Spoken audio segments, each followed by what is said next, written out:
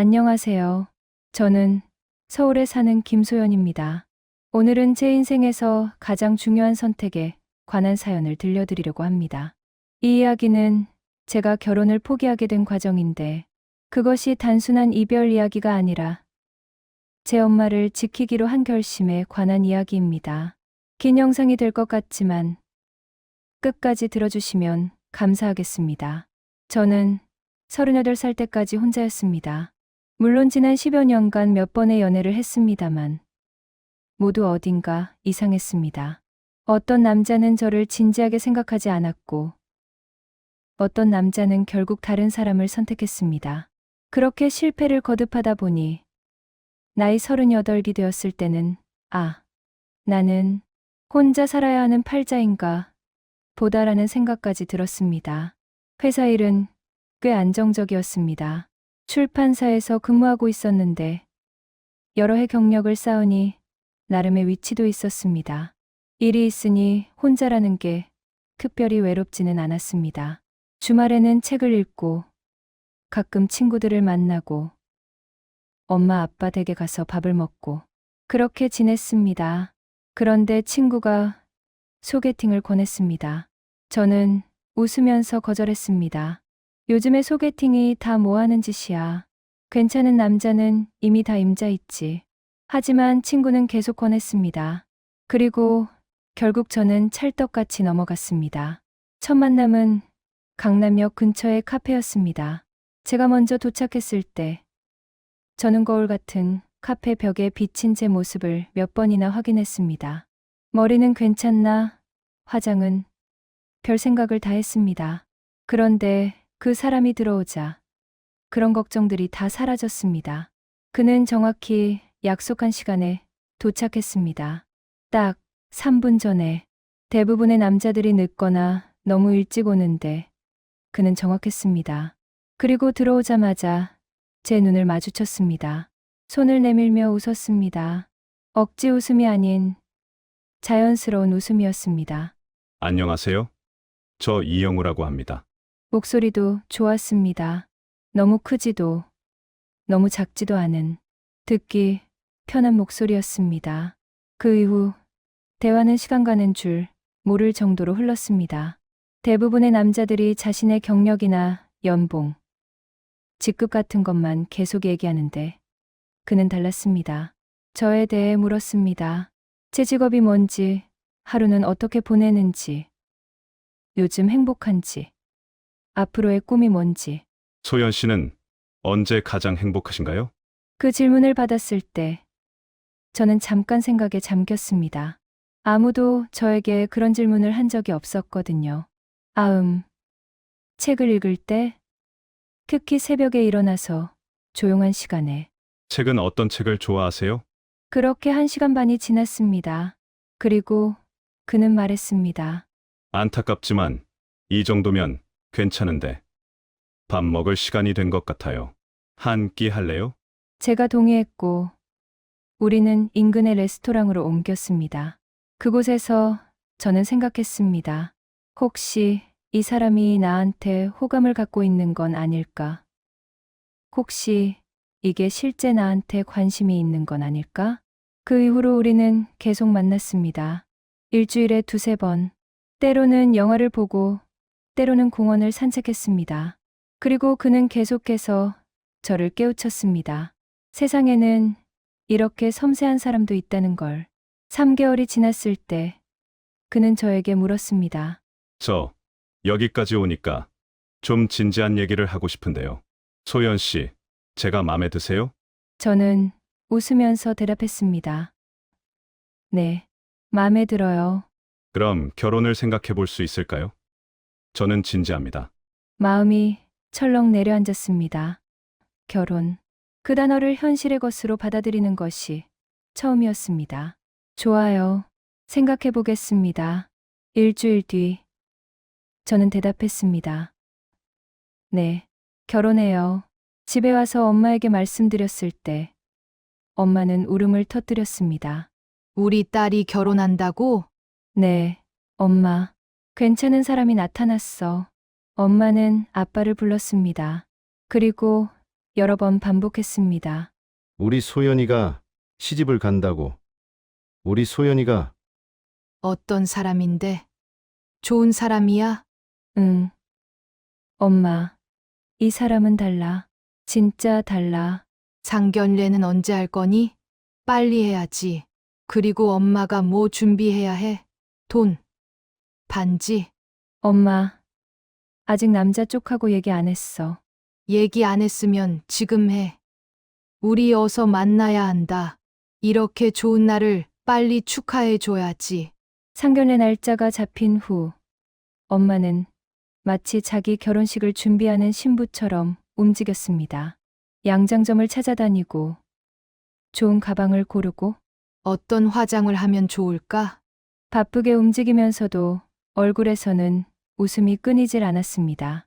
그 모습을 보는 저도 덩달아 기분이 좋아졌습니다.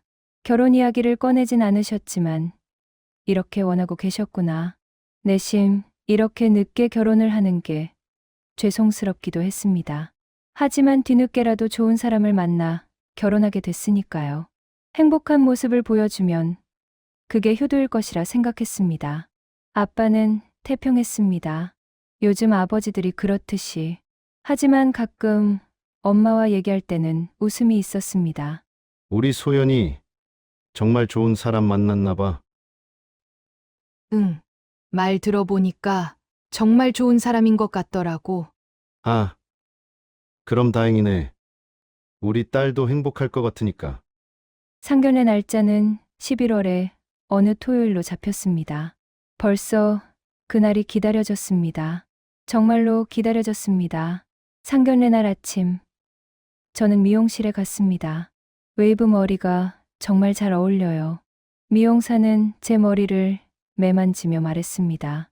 웨이브가 제 얼굴을 더욱 작아 보이게 해줬습니다. 1시간 반 정도가 지났을 때 거울에 비친 제 모습은 제가 원했던 그 사람이 되어 있었습니다. 우아하고 차분하고 그러면서도 따뜻한 그런 사람. 거울에 비친 제 모습을 보며 생각했습니다. 저는 진짜 행복했습니다. 이게 내 모습이 맞나 세상에. 이런 기쁨이 있구나. 이 기쁨이 계속하면 좋겠다. 내가 이 정도의 행복을 누릴 자격이 있나 싶을 정도로. 엄마가 제 방문을 열고 들어왔습니다. 어머, 우리 딸 정말 예쁘다. 엄마는 뭔가 눈이 반짝했습니다. 고급진 옷차림이었는데 그 옷이 엄마를 더욱 우아하게 만들어주고 있었습니다. 한 번 본 적 없는 엄마의 모습이었습니다. 그렇게까지 행복한 표정을 한 엄마를 본 적이 있던가? 엄마도 정말 예쁜데? 쉬. 엄마는 괜찮아. 오늘은 우리 소연이 날인데.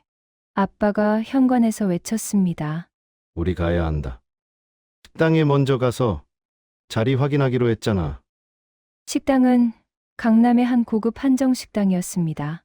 제가 일주일을 고민해서 고른 곳이었습니다. 자리도 창가였습니다.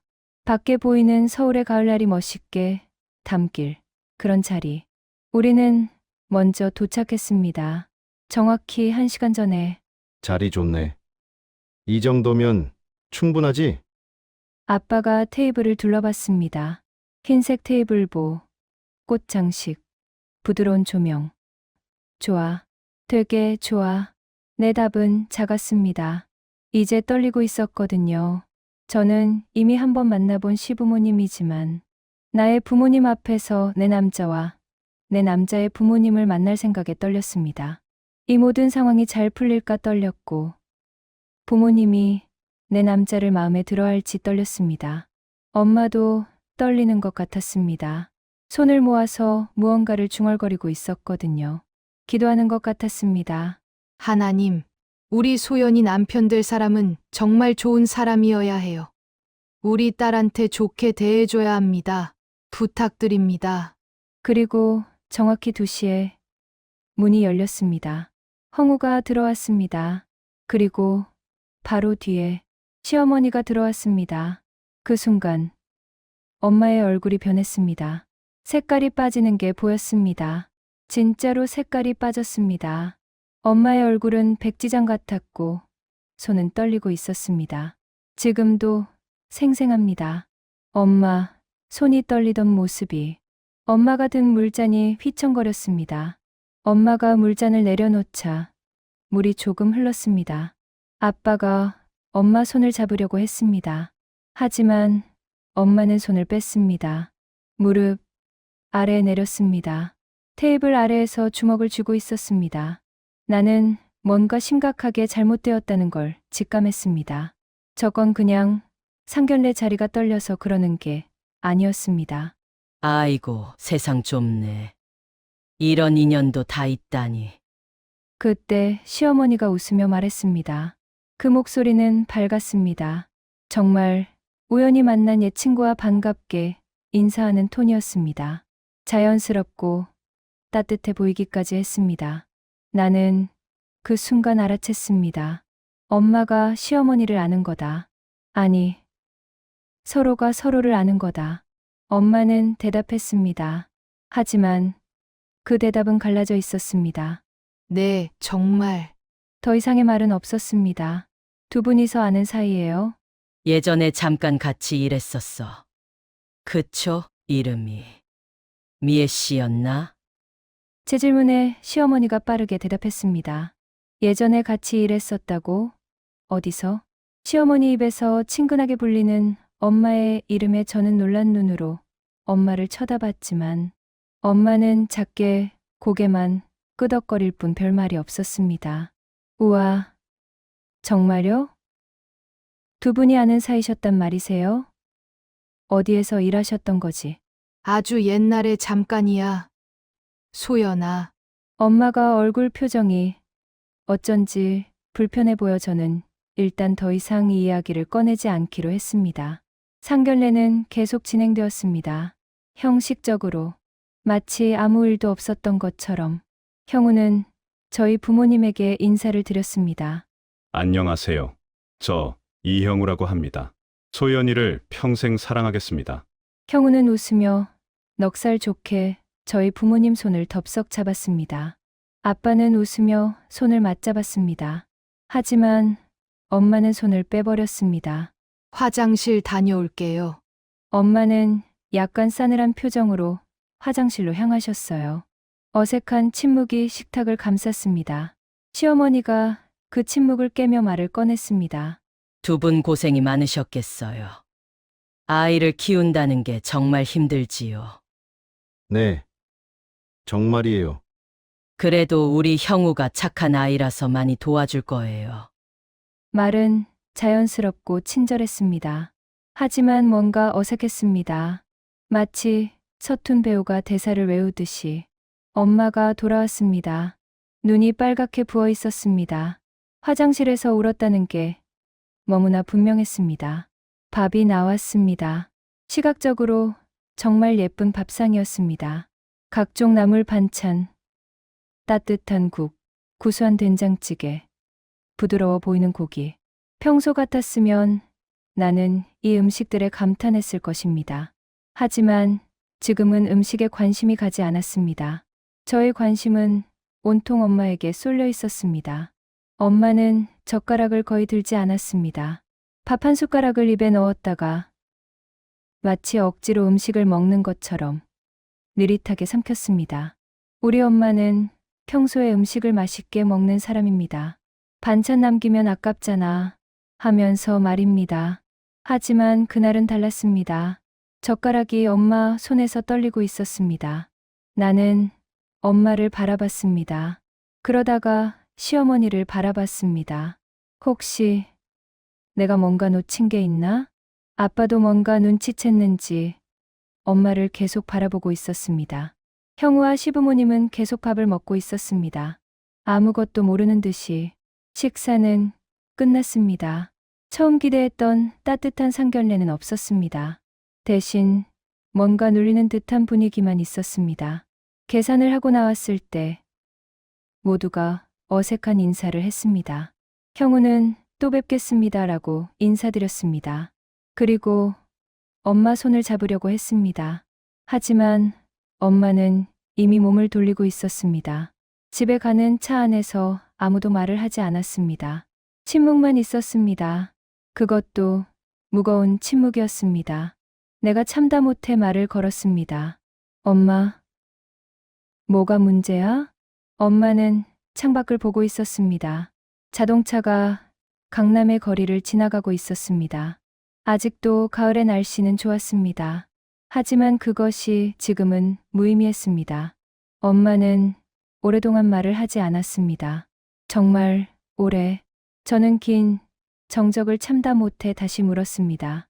엄마, 형우 씨가 별로 마음에 안 들었어? 나 심장이 벌렁거려서 그 애는 제대로 보지도 못했다. 뭐가 문제야? 상견례는 괜찮았잖아. 괜찮았다. 그게 어디가 괜찮아. 엄마의 목소리가 떨렸습니다. 그 여자 예전에 나한테 못된 짓을 많이 했어. 정말 많이. 아빠가 운전대를 놓지 않고 있었습니다만 표정이 무섭게 변했습니다. 뭐라고? 그 여자가 공장에서 엄마가 울음이 섞인 목소리로 나를 이으려고 했습니다. 하지만 목이 메었습니다. 그 이상 말을 할 수 없을 것 같았습니다. 제가 몇 번이나 채근했지만 엄마는 금방이라도 울음이 터질 것 같은 표정으로 입술을 꼭 깨물고 아무 말도 하지 않았습니다. 아빠도 뭔가 짚히는 구석이 있으신지 무서운 표정으로 입을 꽉 다무셨습니다. 집에 도착했을 때 엄마는 곧장 침실로 들어갔습니다. 나는 엄마를 따라갔습니다. 엄마, 정말 뭐가 있는 거야? 왜 이러는 거야? 엄마는 침대에 앉았습니다. 그리고 오랫동안 숨을 고르려고 했습니다.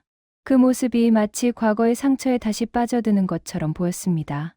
그 여자가 예전에 엄마가 일했던 공장의 반장이었거든. 엄마가 천천히 말하기 시작했습니다. 그 여자, 형우의 어머니, 바로 저의 시어머니가 될 사람에 대한 이야기였습니다. 아빠 사업이 힘들었던 시절이 있었어. 너 고등학생 땐가? 기억나지? 엄마의 목소리는 작았습니다. 기억납니다. 풍족하고 여유롭게 살던 우리 집 형편이 순식간에 기울었던 때 아빠가 믿고 있던 친구에게 사기를 당했기 때문입니다. 드라마처럼 집에 붙어있던 빨간 딱지들, 넓고 깨끗한 집을 팔고 작은 달방으로 이사를 갔던 그 시절. 그때 우리 집안 사정이 정말 힘들었어. 넌 기숙사에서 학교 다녔으니까 기숙사비도 필요했고 떠안은 빚도 많았지. 아빠도 택배 상하차의 건설 현장 막노동에 몸이 부서져라 일하는데 엄마 혼자 집에 있을 수는 없었지. 내가 아는 그 이야기였습니다. 어려웠던 시절에 대한 이야기였습니다. 하지만 기숙사에서 생활했던 탓에 엄마가 공장에서 일했다는 것은 대략적인 이야기만 알고 있었습니다. 그래서 나는 공장에 들어갔어. 섬유 공장이었습니다. 서울 외곽의 그 흔한 공장. 지금은 대부분 없어졌지만 당시에는 수많은 여성 노동자들이 일하고 있던 곳. 처음엔 괜찮았어. 그냥 열심히 일하고 월급 받고 우리 가족 밥을 사 먹이면 된다고 생각했어. 어려운 시절이니까 당연히 많이 일하고 많은 일을 해야 한다고 생각했고. 엄마가 잠깐 멈췄습니다. 마치 그 이후의 이야기가 너무 고통스러워서 입 밖으로 내기가 힘든 것처럼. 그런데 그 반장이 있었어. 그 여자가 반장이었어. 날 계속 괴롭혔어. 정말 계속. 엄마의 목소리가 떨렸습니다. 매일 점심시간이 되면 내가 도시락을 꺼낼 때마다 엄마가 눈을 감았습니다. 요즘 누가 그런 반찬을 싸와. 냄새나 죽겠네. 이러면서 웃음을 터뜨렸어. 그리고 다른 여자들도 따라 웃었어. 매일매일 점심시간이 가장 무서웠어. 나 도시락 꺼내는 걸 보면 모두가 코를 막곤 했어. 엄마가 그 반장의 목소리를 흉내냈습니다. 그 목소리에는 조롱이 뚝뚝 묻어났습니다. 점심시간이 가장 무서웠어. 나 도시락을 펼치는 순간 그 반장이 벌떡 일어나서 뭐 하는 거야? 하면서 내 옆으로 왔어. 그리고는 크게 말했어. 다른 모든 여자들이 들을 수 있도록 뭐라고 말했어요? 이거 뭐야? 이런 음식을 아직도 싸가고 다녀? 그러면서 내 도시락을 손가락으로 찍었어. 된장국을 찍고, 나물을 찍고, 마치 뭔가 더러운 거 만지듯이. 엄마의 목소리가 작아졌습니다. 그러면 다른 여자들이 웃기 시작했어. 처음엔 조용히, 그 다음엔 크게, 기계음 위로 들릴 정도로.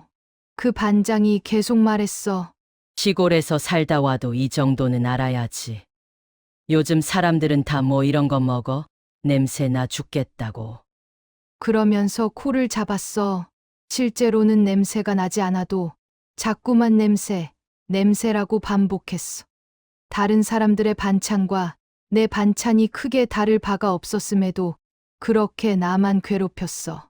그럼 다른 직원들은? 아무도 말리지 않았어. 어떤 여자는 정말 반장님 말씀이 맞아라고 따라 말했고, 어떤 여자는 침묵으로 그것을 긍정했어. 그 여자에게 찍히기 싫었던 거겠지. 그리고 나는 엄마가 음식을 삼키는 동작을 했습니다. 도시락을 다시 닫았어. 더 이상 먹을 수 없었어. 괜히 다른 여자들의 시선이 더 따갑게 느껴졌으니까. 결국 난 도시락을 안 가져가기 시작했어. 점심시간에는 사람들 눈을 피해 숨었어. 하루 종일 굶으면 배가 고팠지만 그런 괴롭힘을 당하는 것보다는 나았어. 엄마가 마지막 부분에서 목소리를 떨렸습니다. 믿기 힘든 이야기에 난 숨이 멎는 것 같았습니다. 우리 엄마가 이런 일을 겪었다니. 처음에는 그냥 텃세 같은 거라고 생각해서 견디려고 했어. 새로 들어온 사람에게 못되게 구는 것들은 어딜 가도 있으니까 버티고 버티다 보면 그 사람도 나에게 흥미를 잃을 거라고. 그런데 괴롭힘엔 끝이 없었어. 1년이 가고 2년이 다 되어갈 때까지 계속됐어. 그 여자는 점심시간에만 날 괴롭히는 게 아니었어. 엄마, 난 아무것도 모르고. 그 여자는 우리 반 다른 여자들한테 자꾸 나한테 대해서 뭐라고 말했어. 특히 내가 좀 다른 옷을 입거나 머리를 정리했을 때. 뭐라고요? 저 여자 사장님한테 잘 보이려고 자꾸 치장하고 다닌다고. 봤어? 요즘 또 뭐 한 거야? 이러면서 내 얼굴을 위아래로 훑었어. 엄마가 그 장면을 다시 생생하게 설명했습니다. 나는 매일 단정히 머리를 빗어 질끈 묶고 일하러 갔는데 어떤 날은 오늘 특별한 날이야? 머리를 왜 이렇게 하고 왔어? 라며 내 머리를 잡아당겼어. 심장이 철렁 내려앉았습니다. 제가 기숙사에서 아무것도 모르고 편하게 공부하고 있을 때, 친구들과 웃으며 운동장을 거닐고 있을 때, 우리 엄마가 저런 일을 당한 겁니다. 내가 조금이라도 색깔 있는 립스틱을 바르고 가면 아주 날 잡아먹지 못해 안달이었지. 어머, 어떤 남자 만나려고 그렇게 천박하게 다녀. 일 마치고 밤에 부업이라도 뛰나 봐. 그 목소리에 주변에 있던 여자들이 깔깔거리며 과장되게 웃을 때마다 난 고개를 푹 숙이고 눈물을 꾹 참을 수밖에 없었어. 엄마가 그 반장의 목소리를 흉내냈을 때, 내가 느낄 수 있었던 건 조롱과 모욕뿐이었습니다. 그 여자는 내가 어떤 옷을 입든 어떻게 머리를 하든 뭘 하든 간에 다 흠을 잡아냈어. 마치 내가 뭔가 잘못된 존재인 것처럼. 그리고 항상 그건 공개적이었어. 다른 모든 사람 앞에서. 엄마가 숨을 고르려고 잠깐 멈췄습니다. 그런데 가장 끔찍했던 건 뭐예요? 그 여자가 사장님한테 잘 보이려고 내가 치장하고 다닌다며 날 모함했던 거야. 뭐라고요? 저 여자 사장님한테 잘 보이려고 자꾸 치장하고 다닌다고. 봤어? 하면서 사장님과 말 몇 마디 나눠본 적 없는 나에게 그런 더러운 소문을 퍼뜨리는 건 순전히 날 괴롭히기 위해서였을 거야. 더 최악인 건 그 말들이 사장님 귀에 들어갔다는 거야. 어느 날 오후였어. 사장님이 우리 공장 라인을 점검하러 다니고 있었어. 그럼 모두가 조용해졌어. 평소보다 더 조심히 일을 했어. 엄마의 목소리가 떨렸습니다. 그런데 그 반장이 사장님 옆에 붙어서 뭔가를 계속 말하고 있었어. 처음엔 뭐라고 말하는지 몰랐어. 기계음이 너무 크니까. 하지만 내 이름이 들렸어. 사장님이 들으면서 자꾸만 나를 쳐다봤어.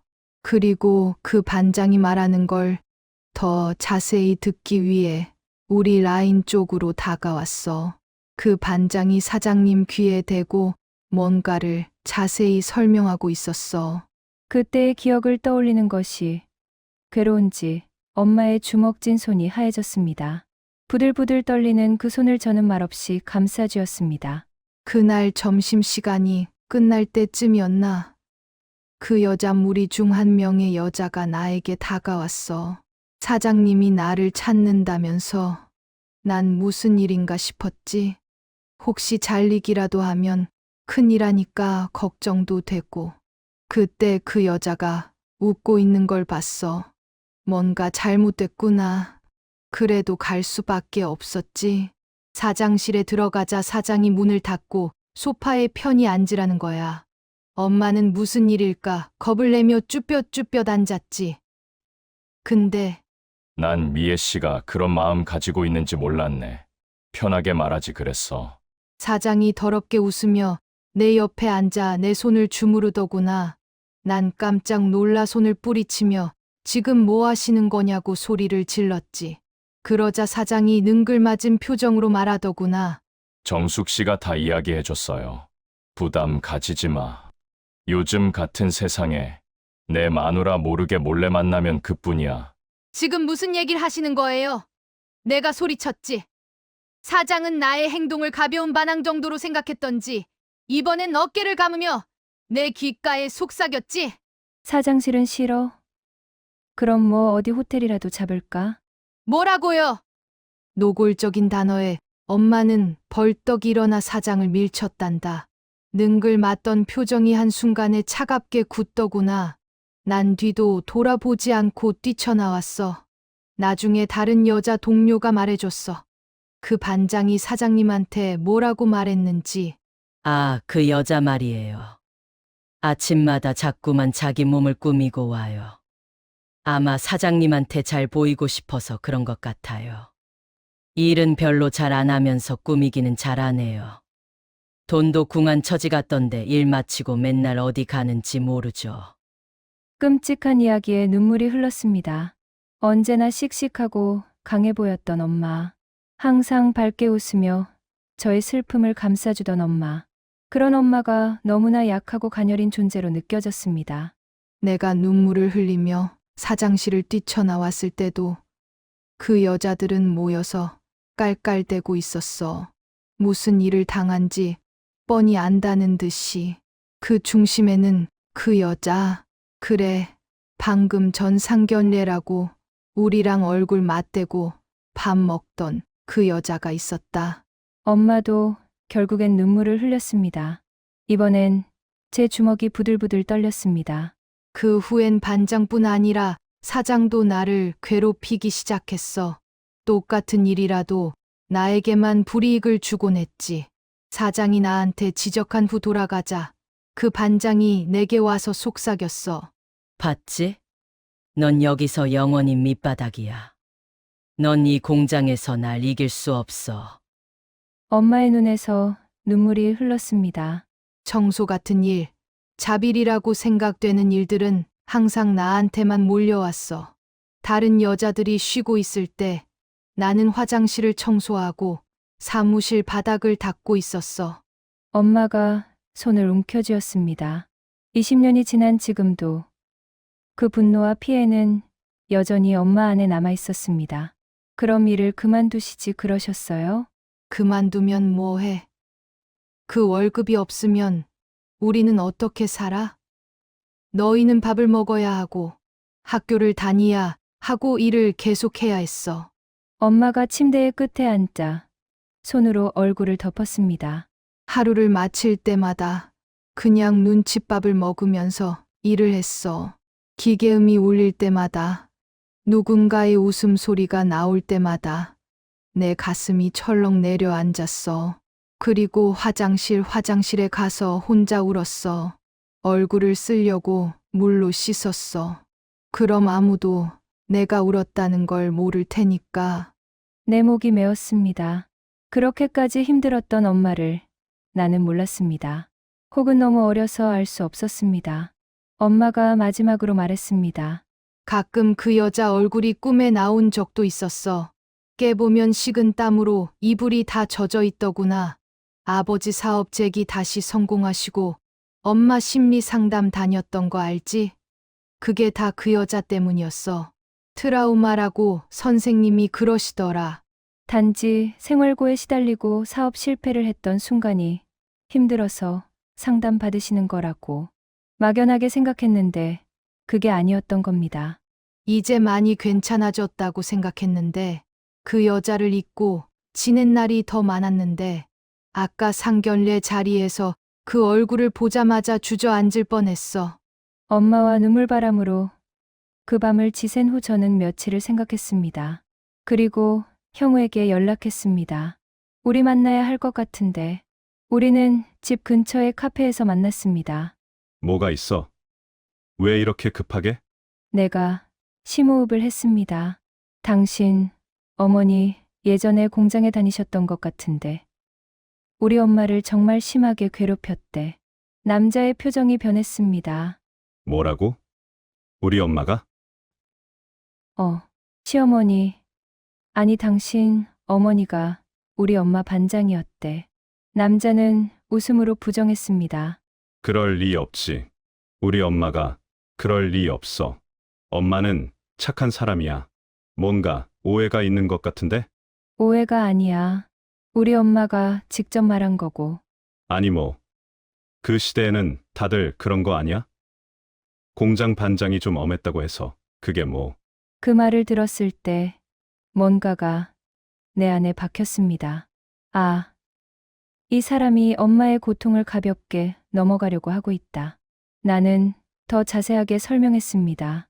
엄마가 얼마나 심하게 괴롭혔는지, 얼마나 힘들었는지, 매일매일 점심도 굶고 화장실에서 울었다는 것, 결국엔 심리 상담까지 받았다는 것.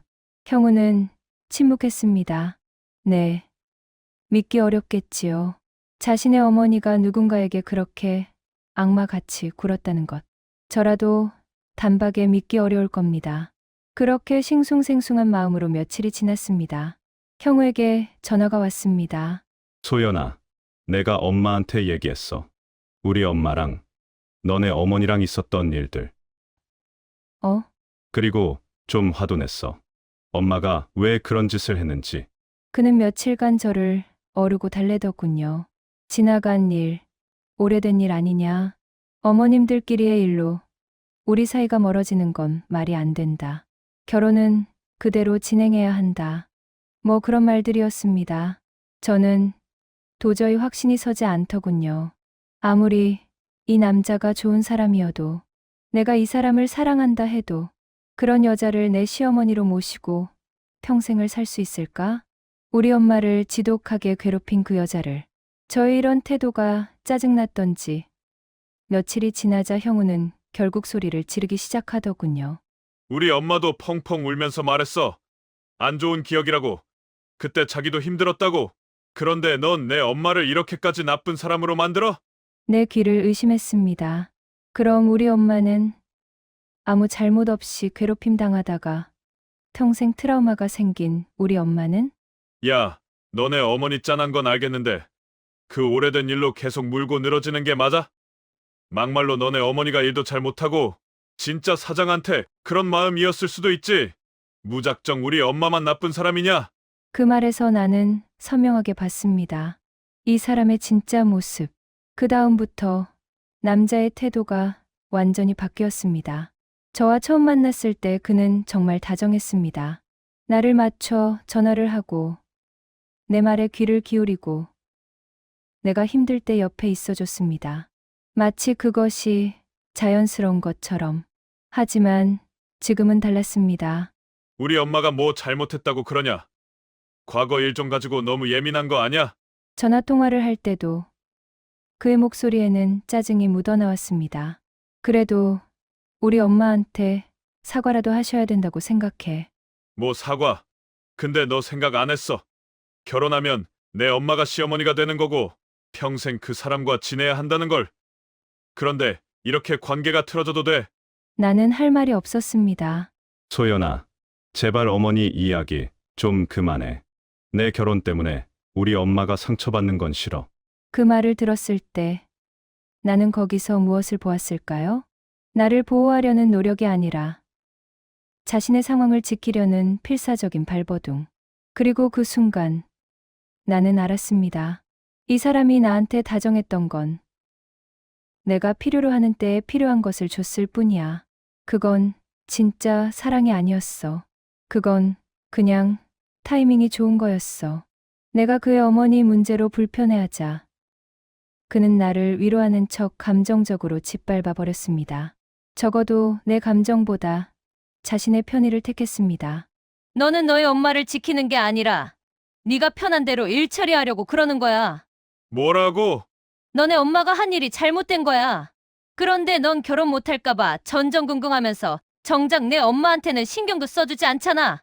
남자는 내 말을 끊었습니다. 내가 뭐를 더 해야 하는데?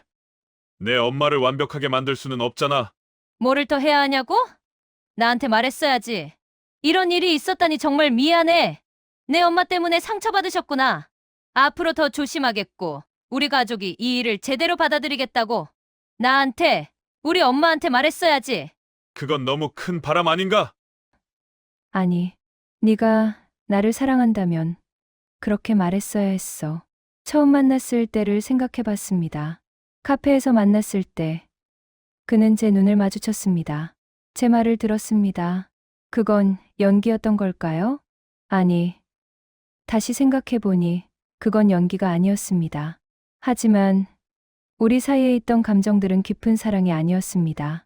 그는 그때 정말로 저와 함께 해보려고 했습니다. 저를 이해하려고 노력했습니다. 하지만 그것은 조건부였습니다. 적당히 조건 맞고 말 통하는 사람과의 결혼. 둘 다 나이가 있는 만큼 서로의 이해관계가 맞고 목적이 비슷하다고 생각했습니다. 형우는 저와 함께 있는 동안 모든 게 터날 동안에만 그런 다정한 모습이 가능했던 겁니다. 위기가 닥치자 그는 본색을 드러냈습니다. 자신을 지키는 것에만 집중하는 사람, 자신의 가족을 무조건 옹호하는 사람, 사랑하는 사람의 상처보다 자신의 편안함이 더 중요한 사람. 그렇다면 결혼 후는 어떨까요? 혹은 아이가 생긴 후는? 혹은 일이 힘들어졌을 때는? 언제든 이 사람은 이렇게 변할 거예요. 필요할 때만 다정하고 불편할 때는 외면하는 사람으로. 상견례 이후 정확히 3주일이 지났을 때 우리는 다시 만나기로 했습니다.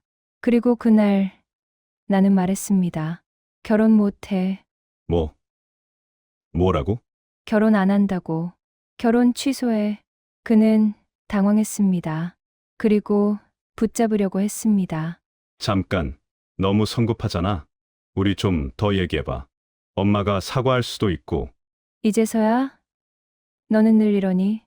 상황이 닥치면 그때서야. 나는 차분한 목소리로 말했습니다. 당신 엄마는 우리 엄마를 짓밟았어. 공장에서 2년 동안 심하게 괴롭혔지. 그건 사실이야. 너는 처음에 너네 엄마를 다그치고 나를 위로하는 척 했지. 이대로 그냥 넘어갈까? 결혼해서 살아볼까 생각도 했어. 그런데 나는 숨을 고르고 계속했습니다. 네가 한 건 진정한 위로가 아니었어. 그냥 단지 이 상황을 넘어가고자 대충 공감하고 이해하는 척 한 거였지. 네가 편한 상황을 만들려고 결국엔 너의 엄마를 위로하고 우리 엄마를 상대로 막말을 또 내뱉었지. 아니, 20년 전 일로 우리가 이렇게 갑자기 결혼을 엎는 건 미안해. 하지만 나는 그런 가정 안으로 들어갈 자신이 없어. 우리 엄마 가슴에 대못 박은 여자를 시어머니로 모시며 평생을 살아갈 자신이 없다고. 형우는 말이 없었습니다. 분노인지 뭐인지 모를 감정으로 얼굴은 붉어졌고 숨은 거칠었지만 별 다른 말을 하지 못했습니다. 당신이 나한테 다정했던 건 사실이야. 하지만 그건 조건부 다정함이었어. 결국 서로 자신의 가족이 더 중요했어. 나는 내 목소리가 떨렸습니다. 나는 우리 엄마를 2번 울릴 수 없어. 결혼을 취소했다는 것을 형우에게 직접 말한 지 2일 후 내 휴대폰이 울렸습니다. 알 수 없는 번호였습니다. 하지만 뭔가 직감이 왔습니다. 누군지 알 것 같았습니다. 여보세요? 소연이니? 시어머니 아니, 형우의 어머니 목소리였습니다. 오래전 공장의 반장이었던 그 여자의 목소리. 내 손에 땀이 났습니다. 네, 그런데 형우한테 들었어. 결혼 취소한다며 사돈 때문에. 그녀의 목소리에는 약간의 분노가 묻어 있었습니다. 사돈이 너한테 뭐라고 했는지 알고 있다. 옛날 공장일. 네, 그건 정말 미안해. 그때 나도 힘들었고 다들 그렇게 일했고. 그 말을 듣는 순간 뭔가가 내 안에서 끌어올랐습니다. 미안해라는 말이 너무 가볍게 들렸습니다. 그건 진심이 아니었습니다. 상황을 모면하기 위한 연기. 엄마와 아들이 어쩜 이렇게도 똑같을까요? 그런데 20년 전 일로 내 아들이랑 결혼을 깨뜨린다니 사돈한테 물어봤어. 그 시대에는 모두가 그렇게 살았다는 거를. 공장의 반장들은 다들. 그렇게 동료들을 짓밟았나요? 내가 차분하지만 단호하게 말했습니다. 엄마가 겪으신 일은 단순한 그 시대의 일이 아니에요. 엄마는 점심도 굶으셨고 화장실에서 울으셨고 20년이 지난 지금도 상견례 자리에서 당신 얼굴을 보고 쓰러질 뻔 하셨어요. 그런데 그게 그냥 넘어갈 일인가요? 전화 너머로 잠깐의 침묵이 흘렀습니다. 내가 그렇게까지 심했나? 뻔뻔한 목소리에 분노가 치밀어 올랐지만 그 덕에 오히려 더 차분하고 냉정한 목소리가 나왔습니다. 네, 심했어요. 그럼 뭘 어떻게 하길 원하는 거야? 내가 뭘 더 하라고. 당신이 엄마한테 진심으로 사과하고 당신 아들이 그것을 받아들이고 이 가족이 이 일을 제대로 인정하는 거예요. 그건 너무 큰 요구 아닌가. 이렇게까지, 내 아들까지. 당신 아들 얘기는 이제 필요 없어요. 나한테 중요한 건 그게 아니거든요. 저는 그 어느 때보다 단호하고 확신에 차 있었습니다. 내가 이 결정을 한 이유는 당신 아들이 나쁜 사람이어서가 아니에요. 단지 위기 앞에서 내 엄마를 외면했거든요. 그리고 그건 이 가족의 문제예요. 이 가족이 누군가의 상처를 얼마나 가볍게 생각하는지, 얼마나 자신의 편의를 우선하는지를 보여주는 거였어요. 뭐라고? 우리 엄마를 지독하게 괴롭힌 사람을 평생의 시어머니로 모시고 살 수는 없어요. 그게 제 결정이에요. 그 순간 시어머니의 목소리가 변했습니다. 그동안의 조심스러움과 미안함이 사라지고 순수한 분노만 남았습니다. 네가 뭔데 우리 집을 평가하니? 나이도 어린 년이 어디서 건방지게. 그래, 나도 됐다. 정말 이런 년이 우리 집에 굴러들어올 뻔했다고 생각하니? 나도 무섭고 소름 끼치는구나. 우리 형우가 뭐가 모자라서 너랑 결혼해야 하니? 가볍게 드러나는 그 본색에 저는 피식 웃음마저 나왔습니다. 내 아들을 이렇게까지 괴롭히고 나까지 욕먹이고 하는 짓이 아주 너네 엄마랑 똑같네. 피는 못 속인다더니 두 모녀가 아주 그런 식으로 피해자 행세만 하고 있구나. 우리 형우가 뭐 잘못했다고 이래? 한 번이라도 우리 형우 입장에서 생각해봤어? 엄마를 욕하는 말에 욕이 목구멍까지 차올랐지만 참았습니다. 형우의 입장도 생각해봤어요. 하지만 형우의 입장이 더 중요한 게 아니었어요. 어떤 상황에서든 저는 제 엄마가 더 중요했어요. 내 엄마 때문에 내 아들이 이 꼴이 되는데. 그건 우리 엄마 탓이 아니에요. 형우가 엄마를 잘못 둔 탓이죠. 뭐라고? 너 지금 말 다 했어? 끊겠습니다. 수화기 너무 들려오는 욕설을 뒤로하고 저는 차분하게 전화를 끊었습니다. 결혼을 취소했다는 뉴스는 빠르게 퍼져나갔습니다. 가족 단톡방은 난리가 났습니다. 엄마는 내게 다가왔습니다. 그리고 울며 말했습니다. 미안해. 정말 미안해. 내가 너를 이런 상황에 빠뜨렸어. 내가 너한테 짐을 지웠어. 엄마는 자책의 눈물을 흘리고 있었습니다. 엄마는 나를 지키셨어요. 아빠가 힘들 때도, 그 공장에서 짓밟혔을 때도, 심리 상담을 받아야 할 정도로 상처받았을 때도, 엄마는 내 앞에서는 웃으셨어요. 엄마가 얼마나 힘들었는지 티내지 않으셨어요. 내 목소리가 떨리고 있었습니다. 그리고 나는 지금까지 뭘 했어요? 편하게 살았어요. 기숙사에서, 대학에서, 직장에서. 나는 엄마의 상처를 정말로 알지 못했어요. 선택할 여지가 없었어요. 엄마가 눈물을 더 흘렸습니다. 하지만 지금은 달라요. 지금 난 선택할 수 있어요. 그리고 내 선택은 엄마를 지키는 거예요. 우리 딸. 엄마. 나는 엄마 딸이에요. 그리고 이제 나도 엄마를 지켜야 할 시간이에요. 나는 엄마를 안았습니다. 엄마의 몸이 흔들렸습니다. 내가 형우와의 결혼을 포기한 건 슬픈 일이 아니에요.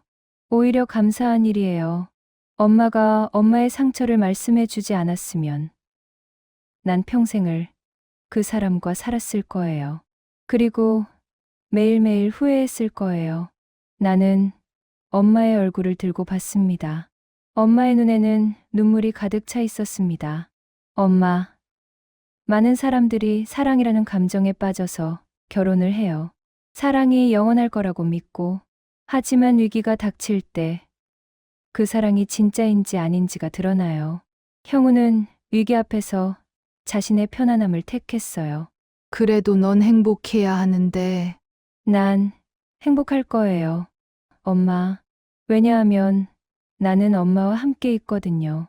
엄마가 나를 지켜주셨던 것처럼 이제 난 엄마를 지킬 거예요. 엄마는 더 이상 말을 할 수 없었습니다. 엄마는 그저 나를 안고 울었습니다. 미안해, 미안해. 엄마, 미안해하지 마세요. 난 더 이상 엄마를 지켜야 할 약한 딸이 아니에요. 난 이제 엄마를 지킬 수 있는 딸이 되었어요. 나는 엄마의 얼굴을 닦아줬습니다. 엄마의 손을 잡았습니다. 엄마가 받으신 상처는 결코 엄마의 잘못이 아니었어요. 그리고 그 상처 때문에 내가 상처받는 건 절대 아니에요. 오히려 엄마가 그 상처를 견디셨기 때문에 난 오늘 올바른 선택을 할 수 있었어요. 엄마, 고마워요. 진짜로. 엄마는 나한테 가장 큰 선물을 주셨어요. 그것은 돈도 물질도 아니었어요. 엄마는 나한테 진실을 보는 법을 가르쳐 주셨어요. 그리고 그것만으로도 난 이제 어떤 어려움도 견딜 수 있어요. 엄마는 더 이상 자책의 울음이 아닌 뭔가 다른 울음으로 울고 있었습니다. 그것은 슬픔이면서도 동시에 뭔가 따뜻한 감정이 섞여 있는 울음이었습니다. 엄마는 40년을 나를 지켜주셨어요. 이제 난 엄마를 지킬 거예요. 엄마가 받으신 모든 상처를 내가 안아드릴 거고, 나머지 인생은 엄마와 함께 웃으며 살 거예요. 그게 내 약속이에요, 엄마. 저는 눈물을 흘렸지만 웃으며 말했습니다. 그런 마귀 할멈, 시집살이를 제가 어떻게 견뎠겠어요. 엄마가 은인이지. 이 결혼 안 하게 해준. 역시 우리 엄마라니까. 제 익살스러운 말에 엄마도 미소를 지었습니다. 아빠도 내게 다가왔습니다. 우리 딸, 잘 버텼다. 그 말 한마디가 모든 걸 말해줬습니다. 그날 밤, 우리는 오랜 시간 함께 울고 웃었습니다. 그리고 나는 처음으로 깨달았습니다. 진정한 사랑이 뭔지를, 진정한 책임감이 뭔지를, 그리고 진정한 감사함이 뭔지를. 그것은 형와의 관계 속에서는 절대 배울 수 없었던 것들이었습니다. 지금 나는 39살입니다. 더 이상 결혼은 하지 않을 것 같습니다. 뭐 언젠가 할지도 모릅니다. 그건 중요하지 않습니다. 왜냐하면 나는 혼자가 아니기 때문입니다. 엄마가 있습니다. 엄마와 나는 더욱 가까워졌습니다. 내가 엄마의 상처를 알게 되면서 엄마도 내가 엄마를 얼마나 사랑하는지 알게 되었거든요. 우리는 이제 주말마다 함께 시간을 보냅니다. 영화를 보거나 전시회를 가거나 때로는 그냥 카페에 앉아 얘기를 합니다. 엄마는 더 이상 공장에서의 상처를 혼자 품고 있지 않습니다. 나와 함께 그 고통을 나눕니다. 그리고 시간이 지날수록 그 상처는 덜해지고 있습니다. 나는 결혼을 포기했지만 가장 중요한 것을 얻었습니다. 엄마를 지키는 법을 배웠습니다. 그리고 제대로 된 사랑이 뭔지 배웠습니다. 제대로 된 사랑은 조건부가 아닙니다. 제대로 된 사랑은 상대의 고통을 내 고통처럼 여기는 겁니다. 제대로 된 사랑은 편안함보다 상대를 선택하는 겁니다. 그 사람과 나중에 택해야 했다면 나는 항상 엄마를 택할 거예요. 왜냐하면 어렸을 때 엄마가 나를 지켜주었으니까요. 아빠의 사업이 망했을 때, 우리 가족이 최악의 상황에 빠졌을 때, 엄마는 공장에서 욕을 먹으면서도, 화장실에서 울면서도 나를 키워냈습니다. 남편이 생긴 후에도, 그리고 아이가 생긴 후에도 엄마는 항상 가족 중 누가 가장 힘들어하는지 살피고 먼저 손을 내밀었습니다. 이제는 내 차례입니다. 그 사람은 나에게 다정했지만 결국 자기 속을 숨기지 못했습니다. 그리고 나는 우리 엄마를 2번 울릴 수 없었습니다. 나는 행운이었습니다. 엄마가 있어서 나는 결혼을 포기했지만 가장 소중한 것을 지켰습니다.